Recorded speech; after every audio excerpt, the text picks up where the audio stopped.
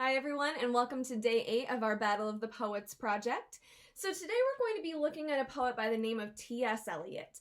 T.S. Eliot was one of the most prolific poets and most well-respected poets of the 20th century. He lived from 1888 to 1965, and he was respected not just for his work as a poet, and for kind of capturing the voice of his generation, but also for his work as a literary critic. He worked for quite some time as a banker and also as a teacher, and during that time he published a lot of reviews of other types of literature, and so he actually formed what is now known as the School of New Criticism. So if you go on to study literature more, as you get a little bit more advanced in high school and into college, you'll be asked to look at literature in a variety of different ways. And one of the ways that they look at literature is through the lens of new criticism. So he kind of invented a whole new way of looking at literature, which I think is pretty cool.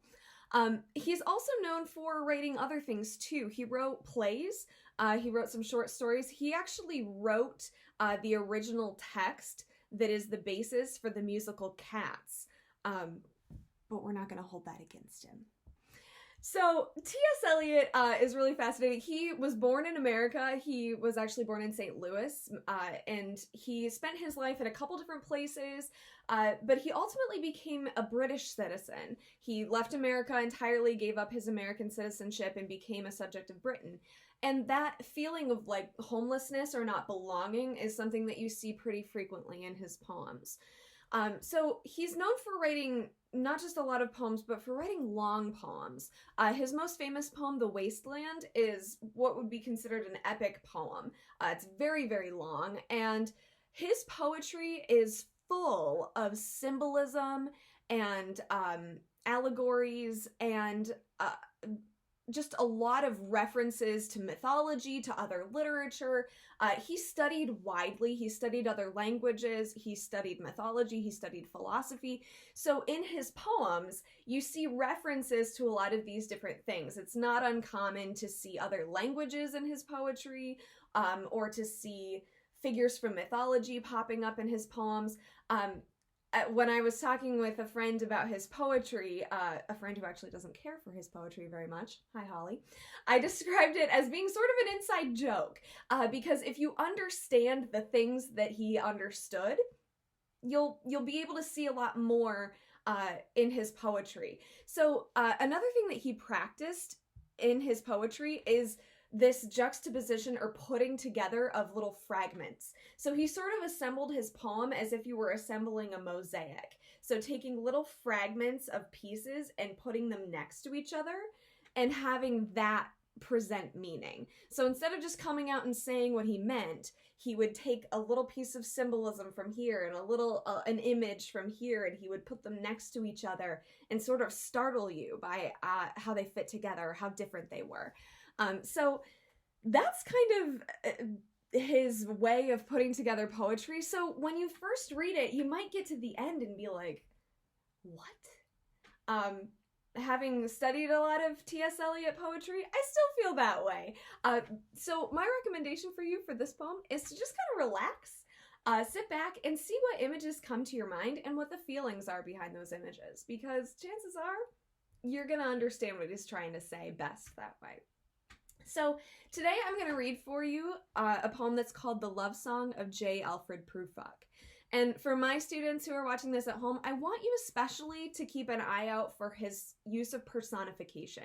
Okay, so giving non-human things human characteristics, or in his case, giving non-living things the characteristics of a living thing, like an animal or a human, because that's a type of poetic device that he uses a lot.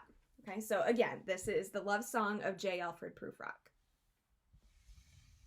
And it begins, by the way, with a piece in another language, which I'm not going to read to you because I believe it is Italian, and I don't speak Italian. So T.S. Eliot will have to forgive me. So The Love Song of J. Alfred Prufrock. Let us go then, you and I, when the evening is spread out against the sky like a patient etherized upon a table.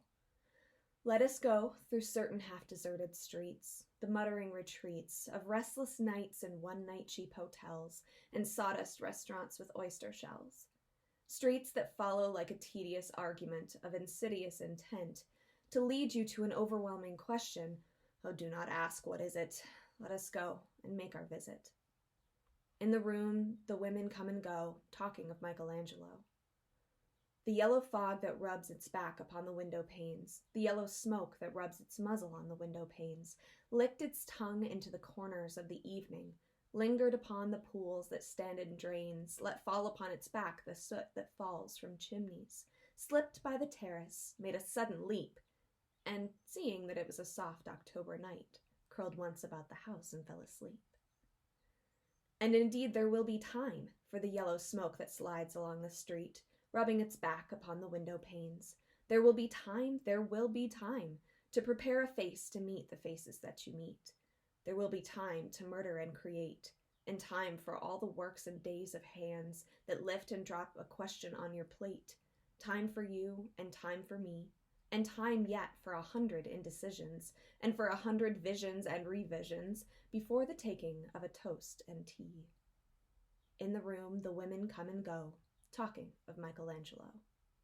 And indeed there will be time to wonder, do I dare, and do I dare? Time to turn back and descend the stair with a bald spot in the middle of my hair. They will say how his hair is growing thin. My morning coat, my collar mounting firmly to the chin, my necktie rich and modest but asserted by a simple pin. They will say, but how his arms and legs are thin. Do I dare disturb the universe? In a minute there is time for decisions and revisions which a minute will reverse. For I have known them all already, known them all.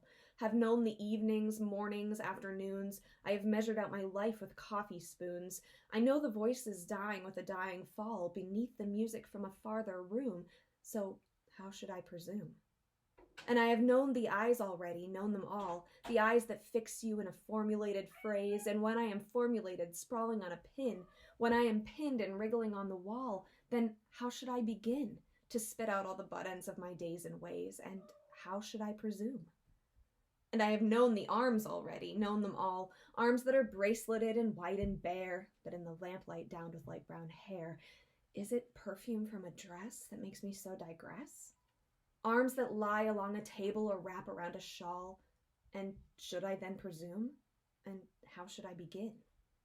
Shall I say, I have gone at dusk through narrow streets and watched the smoke that rises from the pipes of lonely men in shirt sleeves leaning out of windows? I should have been a pair of ragged claws scuttling across the floors of silent seas. And the afternoon, the evening, sleeps so peacefully, smoothed by long fingers, asleep, tired, or it malingers, stretched on the floor here beside you and me. Should I, after tea and cakes and ices, have the strength to force the moment to its crisis?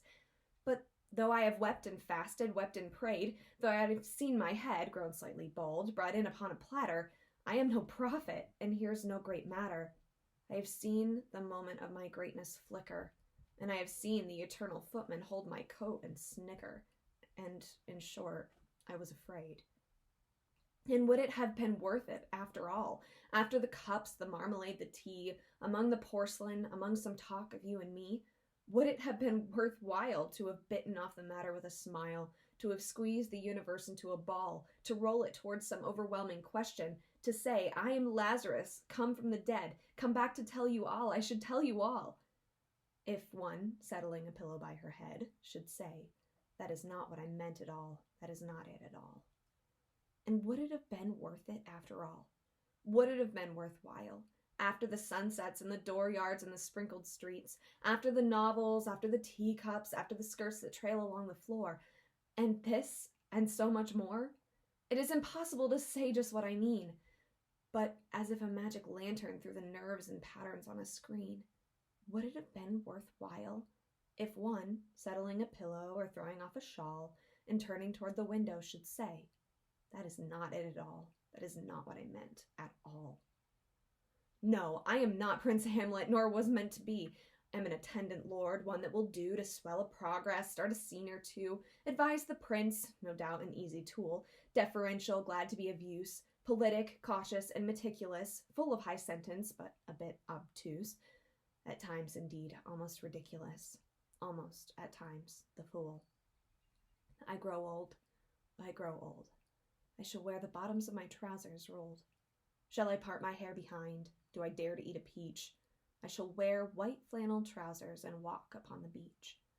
I have heard the mermaids singing, each to each. I do not think that they will sing to me. I have seen them riding seaward on the waves, combing the white hair of the waves blown back when the wind blows the water white and black. We have lingered in the chambers of the sea, by sea-girls wreathed with seaweed red and brown, till human voices wake us, and we drown. So that was it. That was the love song of J. Alfred Prufrock. So hopefully you guys enjoyed it. I have for you the link for our next round of voting. So it is up to you guys to decide who advances to the next round, either T.S. Eliot or the poet that we looked at yesterday, Gwendolyn Brooks. So go ahead and click the link, vote for your favorite. I'll be back tomorrow with another poet, as well as the results from our poem.